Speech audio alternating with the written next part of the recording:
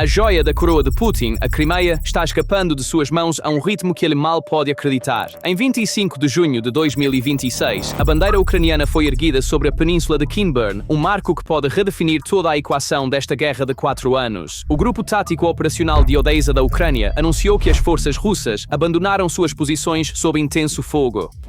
Esta mudança no controlo sobre Kinburn pode ser o início de um efeito dominó que ameaça a própria defensibilidade da Crimeia para o regime de Putin, porque a queda de Kinburn não é uma perda de território comum. Putin manteve este ponto por 4 anos com suas tropas mais elitizadas, seus paraquedistas aerotransportados. É ao mesmo tempo uma das portas de entrada terrestres da Ucrânia em direção à Crimeia e uma posição que inclina o equilíbrio no Mar Negro. Ainda assim, nos últimos 20 dias, tornou-se um peso nas costas da Rússia e essas unidades de elite foram forçadas a desocupar a área. É por isso que esse ganho e a bandeira em Kinburn trazem uma possibilidade à mente. Uma operação terrestre visando a Crimeia pode ser a próxima. Então, de que tipo de lugar estamos realmente falando? Kinburn é uma estreita faixa de areia na foz onde o Dnipro deságua no Mar Negro, aproximadamente 10 km de comprimento, 4 km de largura na base e em alguns pontos apenas 100 metros na ponta. Por menor que seja, esta era a posição militar mais ocidental de Moscou na Ucrânia e em 2022 o verdadeiro objetivo da Rússia aqui era avançar em direção a Odessa. Mais um detalhe distingue esta pequena faixa. Kinburn era o último ponto no Oblast de Mykolaiv ainda sob ocupação russa, então retomá-lo significa limpar uma região inteira da ocupação. Tem outra característica também. Kinburn está conectado por terra à margem esquerda de Kherson, ocupada pela Rússia. Então, como essa guarnição colapsou? A resposta é uma palavra: suprimento. No dia 8 de junho, o grupo partidário baseado na Crimeia, Atesh, relatou algo impressionante. O Regimento de Elite 337 da Rússia, VDV, havia começado a abandonar suas posições. Os ataques ucranianos haviam interrompido completamente as entregas de munição, combustível e alimentos. As unidades estavam sofrendo pesadas baixas e suas equipes de tiro já não conseguiam mais derrubar drones ucranianos. Parte da força foi deslocada para o setor de Zaporizhzhia, enquanto os que ficaram estavam com falta de pessoal e sem reforços. A confirmação oficial veio alguns dias depois. O coronel Denis Nosikov, comandante do Comando de Operações Especiais de Odessa, disse que a logística russa em Kinburn foi efetivamente cortada. O fornecimento de munição, comida e combustível praticamente parou. Um soldado não pode lutar sem comida e água limpa. Segundo a inteligência, eles estão agora sendo evacuados. Esta foi a primeira confirmação oficial ucraniana após a alegação de Atesh. À medida que a evacuação prosseguia, a Ucrânia pressionava ainda mais. Os pontos de comando dos drones de ataque Molnia da Rússia, baseados ao sul de Kinburn, perto de Ochakivsky, foram destruídos. Em resumo, uma posição que não pode ser abastecida não pode ser mantida. Foi exatamente isso que aconteceu em Kinburn. Além disso, Kinburn não é um evento isolado, é um elo em um cerco mais amplo sendo formado em torno da Crimeia. O objetivo declarado da Ucrânia é transformar a península em uma ilha isolada, com sua logística cortada, e o resultado é a pior crise de combustível desde a anexação de 2014. Nos dias 22 a 23 de junho, Sebastopol interrompeu completamente as vendas de combustível. O serviço de ferry pelo Estreito de Kerch foi suspenso. Aproximadamente metade da península ficou sem energia e a Ucrânia atingiu tanto os depósitos de petróleo em Kerch quanto uma ponte ferroviária sobre o canal da Crimeia do Norte. Em resumo, juntamente com o abandono de Kinburn, a pressão sobre as rotas terrestres e marítimas da Crimeia está funcionando em conjunto. Agora, vamos juntar todas essas peças. Com a queda da âncora ocidental, a guarnição de elite se retira por falta de suprimentos e a logística da Crimeia se desmorona. Os olhos se voltam para uma única possibilidade, uma operação terrestre visando a Crimeia. Isso porque Kinburn é vista como um dos portais ao longo da rota terrestre da Ucrânia em direção à Crimeia e uma pedra angular da ofensiva sulista. A lógica é visível em um mapa. A Crimeia está ligada ao continente por apenas algumas passagens estreitas, o Istmo de Perekop e o corredor de Armyansk no oeste, a ponte Chongar no leste e a ponte de Kerch, que liga a Rússia à península. Essas passagens são ao mesmo tempo as artérias de abastecimento da península e seus pontos mais frágeis. Os ataques da Ucrânia nas últimas semanas visam precisamente essa rede logística. Em 23 de junho, a destruição de uma ponte ferroviária sobre o canal da Crimeia do Norte, dentro da Crimeia, mostrou de forma concreta o quão frágeis essas linhas são. Mas sejamos realistas. Forçar a entrada na Crimeia por terra não é uma tarefa pequena. Perekop é um istmo estreito e minado, fortificado há anos. A Rússia construiu linhas defensivas em camadas lá. Portanto, embora uma operação terrestre seja uma possibilidade em consideração, ela não seguirá automaticamente de uma única bandeira. Seria uma movimentação importante e custosa, exigindo longa preparação. É por isso que é mais preciso ler Kinburn, não como um botão que abre a Crimeia, mas como o primeiro passo em um estrangulamento em várias etapas. A lógica do cenário é assim. Primeiro, suavizar as defesas da península através da logística. Cortar seu combustível, sua energia, sua ferrovia, sua balsa. Depois, aumentar a pressão a partir do oeste, na direção de Kherson e Kinburn. Tomar Kinburn fortalece o flanco do Mar Negro nessa equação. Combinado com um possível avanço a partir da direção de Kherson, um cerco de múltiplos eixos começa a se formar em torno da Crimeia. O objetivo da Ucrânia hoje não é um desembarque anfíbio na península. Ainda assim, sufocar o inimigo primeiro e pressionar depois é uma lógica clássica de cerco. A intenção da Ucrânia também ficou clara em suas palavras. As tropas que ergueram a bandeira resumiram em uma única frase. Um dia, nossos tanques chegarão a Dzhankoi, aquele ponto crítico de logística no norte da Crimeia. Claro, a Crimeia não cairá amanhã. A Rússia ainda abastece a península através da ponte de Kerch e do corredor terrestre, mas a direção é clara. A brecha aberta em Kinburn pode ser a primeira rachadura na porta em direção à Crimeia. Mas e se uma operação terrestre nunca acontecer? Aqui está o ponto crucial. A Ucrânia não precisa realmente desembarcar tropas na península para neutralizar a Crimeia. Sua carta mais forte é a campanha de drones de longo alcance que já está estrangulando a logística da península. Enquanto combustível, energia, ferrovia e balsa puderem ser cortados, a Crimeia se torna menos uma fortaleza e mais um fardo para a Rússia. O ponto mais sensível dessa pressão é a ponte de Kerch. A linha de vida física da Rússia para a Crimeia, desde 2022, esta ponte é um alvo que a Ucrânia atingiu repetidamente. Mesmo sem destruí-la completamente, manter tanto a ponte quanto o corredor terrestre sob ameaça constante força a Rússia a investir pilhas de defesa aérea e recursos para proteger uma única artéria. A mesma pressão se aplica à linha ferroviária do Canal da Crimeia do Norte e à balsa de Kerch. Mas talvez o valor estratégico mais profundo seja o indireto. Se você prender a atenção e as reservas da Rússia na defesa da Crimeia e suas passagens, Perekop, Kerch, o flanco ocidental, você enfraquece a força russa em outro lugar ao longo da frente e pode abrir a porta para um avanço. Em termos militares, isso é chamado de operação de fixação. Você prende o inimigo em um ponto para poder atacar onde ele é fraco. A pressão sobre a Crimeia, a bandeira em Kinburn, os ataques no sul, tudo isso pode manter a Rússia no lugar no sul, enquanto dá à Ucrânia espaço para procurar uma abertura no leste, ou em outro eixo. Em resumo, as opções da Ucrânia não são binárias. Sem um desembarque completo, pode continuar estrangulando a logística com drones, desgastar a defesa aérea russa ameaçando a ponte de Kerch e as passagens, montar pressão limitada ao longo da linha Kherson-Kinburn, ou usar toda essa ameaça à Crimeia como uma ferramenta de fixação que torna possível um movimento decisivo em outro lugar. Cada opção impõe um custo à Rússia, sem forçar a Ucrânia a atacar uma península fortificada. Dê um passo atrás e a imagem fica clara. Kinburn pode ser um pequeno banco de areia, mas a bandeira erguida sobre ele sinaliza uma mudança muito maior. A âncora ocidental que Putin segurou há 4 anos para alcançar Odessa está hoje sendo abandonada por seus próprios paraquedistas de elite, porque não podia ser abastecida. Ao mesmo tempo, a Crimeia está enfrentando sua pior crise logística desde 2014, com seu combustível se esgotando, sua energia cortada, as linhas que a ligam ao continente sob ataque. A pedra angular da frente sul está agora nas mãos da Ucrânia, e essa pressão nem sequer depende de uma operação terrestre. Seja pressionando diretamente ou sufocando a Crimeia e prendendo a Rússia lá, a Ucrânia detém a iniciativa. A verdadeira questão é, se o laço em torno da Crimeia continuar apertado, quanto mais Putin será forçado a investir para manter sua península ao custo de enfraquecer outras frentes. O progresso em Donetsk parou, mas para entender por que o progresso parou completamente e como a Crimeia chegou a este ponto de ruptura, precisamos voltar algumas semanas. O verdadeiro colapso começou quando as duas principais linhas de vida que alimentavam o exército russo foram cortadas simultaneamente. A primeira artéria, a ferrovia, foi atingida esta semana diretamente em seu coração. Na noite de 8 de junho, a locomotiva do trem que ia de Moscou para Simferopol foi alvo de um ataque de drone. O serviço ferroviário de passageiros da Rússia para a Crimeia foi totalmente suspenso e os passageiros nos trens por toda a península foram evacuados. No ataque, o assistente do maquinista foi morto e o maquinista ficou ferido. Na mesma noite, a península foi abalada por uma série de outros ataques: aeródromos militares, um depósito de petróleo e uma subestação elétrica.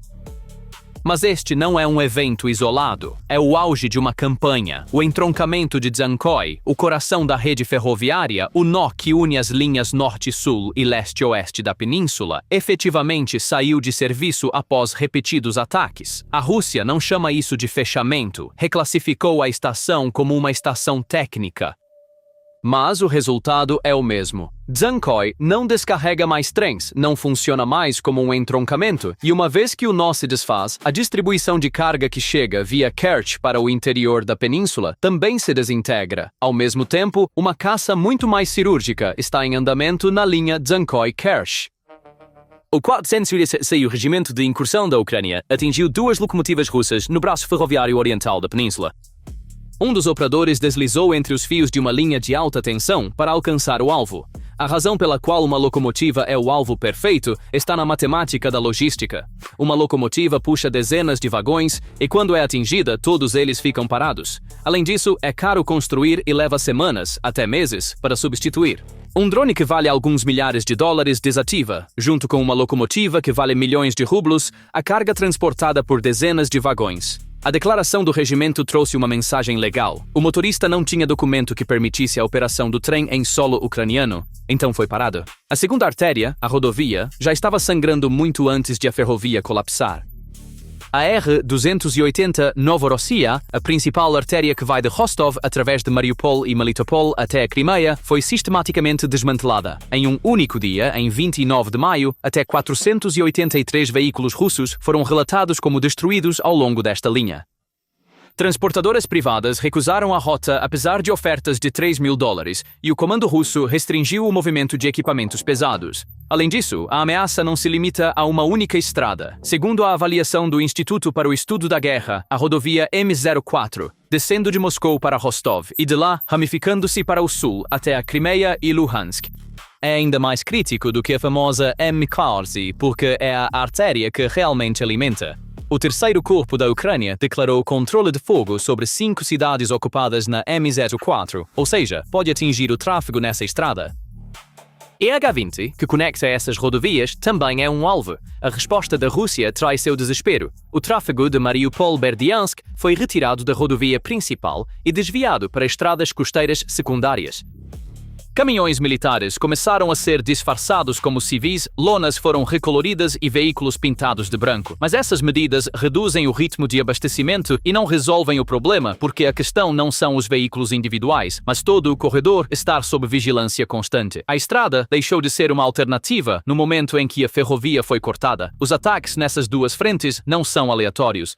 Atrás deles está um programa declarado. Em 27 de maio, o ministro da Defesa da Ucrânia, Fedorov, transformou uma campanha anteriormente conduzida em segredo em uma estratégia oficial: bloqueio logístico.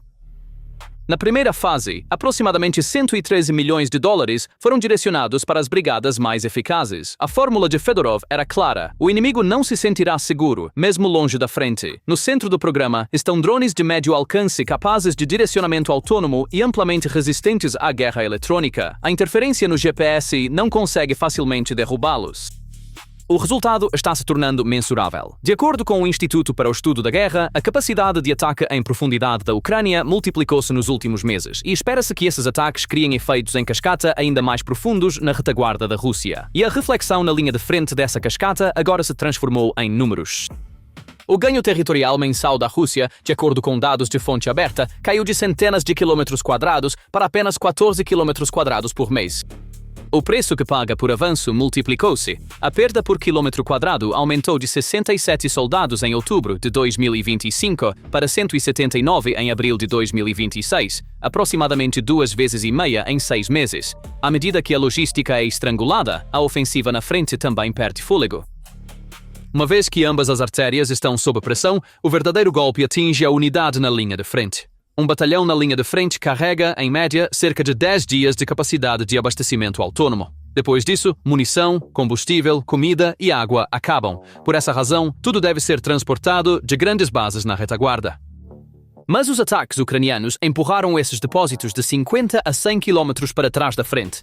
À medida que o depósito se afasta, a última milha se alonga, a eficiência do abastecimento cai e a capacidade operacional na frente enfraquece. A primeira vítima disso é a principal vantagem da Rússia, seu poder de fogo. Quando o combustível e os projéteis não chegam a tempo, a artilharia começa a silenciar. A força de um exército não está na arma que possui, mas na capacidade de levar projéteis até essa arma.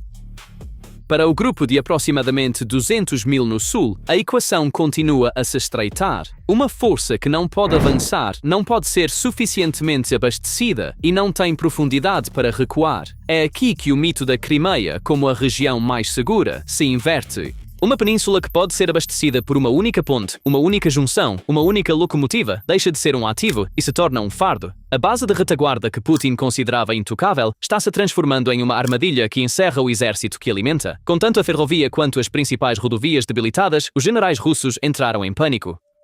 Eles redirecionaram à força todos os seus comboios de suprimentos restantes para pontes alternativas e caíram diretamente na armadilha final da Ucrânia. A implementação no campo de batalha dessa estratégia de isolamento foi moldada por ataques sequenciais e coordenados.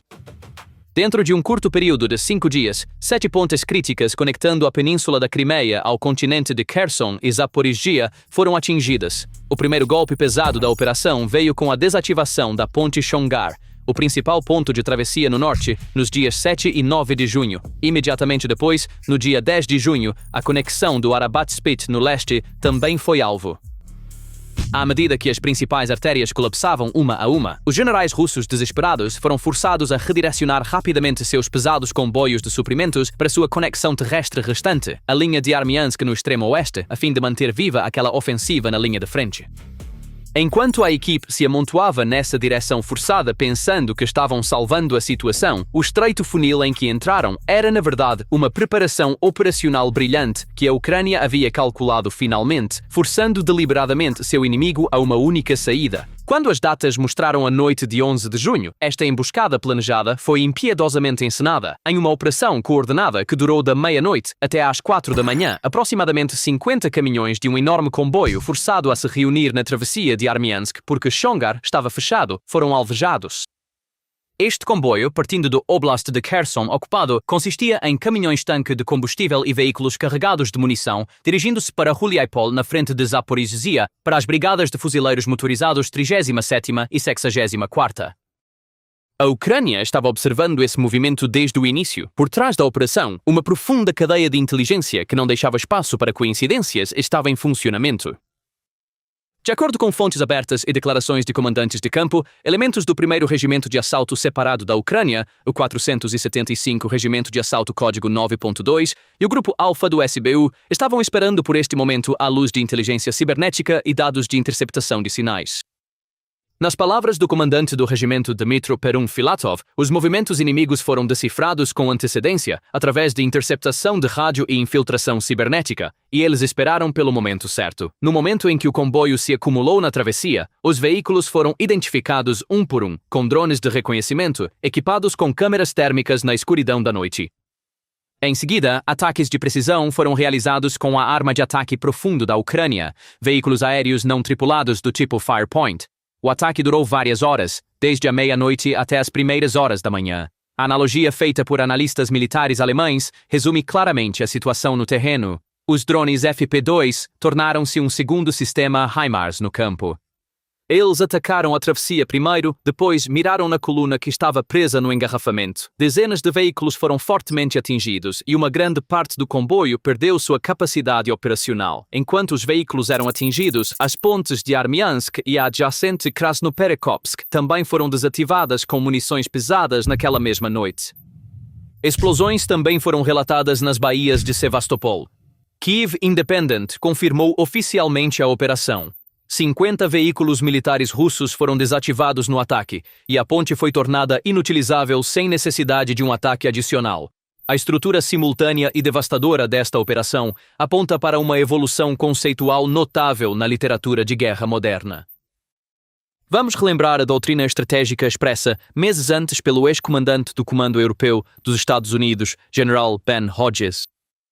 Em suas avaliações sobre a degradação das redes logísticas, Hodges defendeu a visão de que nem sempre é necessário remover ou destruir fisicamente uma ponte. É suficiente ser capaz de parar o tráfego nela e tornar essa linha insegura. O pensamento estratégico ucraniano pegou essa abordagem teórica e a transformou no terreno em um mecanismo de armadilha muito mais complexo e implacável. Eles não se contentaram apenas em parar o tráfego. Eles forçaram o inimigo a seguir pela única rota que queriam. Esperaram pacientemente com inteligência cibernética que o comboio se acumulasse naquela passagem estreita. Então, primeiro destruíram os veículos e explodiram a ponte. A tática que Hodges imaginou foi transformada em realidade no campo de batalha, com uma estratégia que foi além de parar o tráfego, prendendo a logística inimiga em um funil massivo e destruindo-a. Antes mesmo de a fumaça desse comboio queimando na rodovia Armiansk ter se dissipado, o efeito de onda sísmica da operação no terreno já havia alcançado as extremidades distantes da frente sul. Após o corte sucessivo das principais pontes que ligam a Crimeia ao continente, uma das primeiras fraturas dramáticas refletidas no terreno foi vista naquele ponto estratégico onde o rio Dnieper deságua no Mar Negro, na região de Kinburn Spit. Unidades de elite como o 337º Regimento Aerotransportado, VDV, posicionadas como a ponta da lança e controlando a entrada para o Mar Negro, foram as primeiras a sentir o impacto desse isolamento. Imediatamente após o primeiro ataque em Chongar no dia 7 de junho, o fluxo urgentemente necessário de munição e combustível diesel começou a falhar à medida que os elos logísticos enfraqueciam. De acordo com informações de campo vazadas da área, nos dias 8 e 9 de junho, este pessoal de elite sem reabastecimento começou a se preparar para gradualmente abandonar suas posições e recuar para linhas mais atrás devido à crescente escassez logística em vez de fogo inimigo. O alvo verdadeiramente devastador era aquela concentração massiva de 140 mil russos aguardando ordens ofensivas nos eixos de Orikhiv e Huliaipole na linha de Zaporizhzhia. Com a destruição dos comboios na travessia de Armiansk, os veículos blindados das 37ª e 64ª Brigadas de Fuzileiros Motorizados enfrentaram o risco de ficar sem combustível e as baterias de artilharia de ficar sem munição. A espinha dorsal das brigadas blindadas e mecanizadas é sustentada por um fluxo ininterrupto de diesel e projéteis de artilharia. Quando os motores dos tanques e dos veículos blindados de transporte de pessoal ficam silenciosos por falta de combustível, essas máquinas de guerra tornam-se alvos que não podem se mover no campo. Cada caixa de munição que não chega às baterias de obuses significa o enfraquecimento do fogo protetor que as unidades de infantaria na linha de frente precisam. A ruptura da cadeia de suprimentos não está apenas desacelerando o ímpeto ofensivo do comando russo, mas ao estender os tempos de reação no terreno, está preparando o terreno para o surgimento de um ambiente de caos distinto nos mecanismos de comando e controle do exército.